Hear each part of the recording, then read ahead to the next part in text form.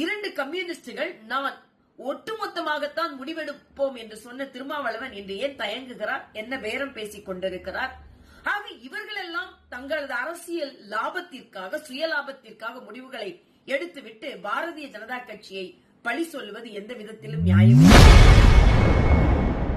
விசிக தலைவர் திருமாவளவனை விமர்சித்து பாஜக மூத்த தலைவர் தமிழிசை சவுந்தரராஜன் வெளியிட்டுள்ள வீடியோ அதிர்ச்சியை ஏற்படுத்தியுள்ளது. நிலவி வரும் தமிழக அரசியல் சூழ்நிலையினால் இதை நான் பதிவிடுகிறேன். தொடர்ந்து முழுமையான எண்ணிக்கை இல்லாததினால் 3 முறை விஜய் அவர்கள் சந்தித்த பின்பும் ஆளுநர் திருப்பி அனுப்பியிருக்கிறார். ஆளுநர் மாளிகை தெளிவாக சொல்கிறது, நீங்கள் எண்ணிக்கையோடு வாருங்கள், நாங்கள் அனுமதி தருகிறோம் என்று. ஒவ்வொரு முறையும் எண்ணிக்கை இல்லாமல் சென்று விட்டு ஆளுநர் மீது பழி போடுவது எந்த விதத்திலும் நியாயம் இல்லை.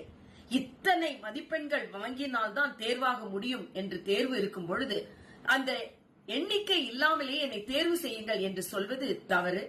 அது மக்களின் நம்பிக்கை பெற்றதாக ஆகாது. அது மட்டுமல்ல, இன்றைய காலகட்டத்தில் தமிழக முதலமைச்சர் அவர்கள் சொல்கிறார்கள், தனிப்பெரும் கட்சியை நீங்கள் அழைக்க வேண்டும் என்று சொல்லிவிட்டு பின்னால் இருந்து அதற்கு பல முட்டுக்கட்டைகளையும் போட்டுக் கொண்டிருக்கிறார்கள். ஆக வெளித்தோற்றத்தில் விஜயை ஆதரிப்பது போல ஒரு தோற்றத்தை ஏற்படுத்திவிட்டு எல்லோரும் முட்டுக்கட்டை போட்டுக் கொண்டிருக்கிறார்கள். அதுதான் இன்றைய அரசியல் சூழ்நிலையாக இருக்கிறது. கம்யூனிஸ்டுகள் ஆதரவை தெரிவித்துவிட்டு மத்தியில் இருந்து பாரதிய ஜனதா கட்சி ஆளுநருக்கு அழுத்தம் தருகிறது என்று சொல்கிறார்கள். அதிலும் உண்மை இல்லை. நான் கேட்கிறேன், திருமாவளவன் அவர்களின் ஆதரவுக்காக காத்திருக்கிறோம் என்று சொல்கிறார்கள். 2 கம்யூனிஸ்டுகள் நான் ஒட்டுமொத்தமாகத்தான் முடிவெடுப்போம் என்று சொன்ன திருமாவளவன் இன்று ஏன் தயங்குகிறார்? என்ன பேரம் பேசிக் கொண்டிருக்கிறார்? ஆக இவர்கள் எல்லாம் தங்களது அரசியல் லாபத்திற்காக, சுயலாபத்திற்காக முடிவுகளை எடுத்துவிட்டு பாரதிய ஜனதா கட்சியை பழி சொல்வது எந்த விதத்திலும் நியாயம் இல்லை.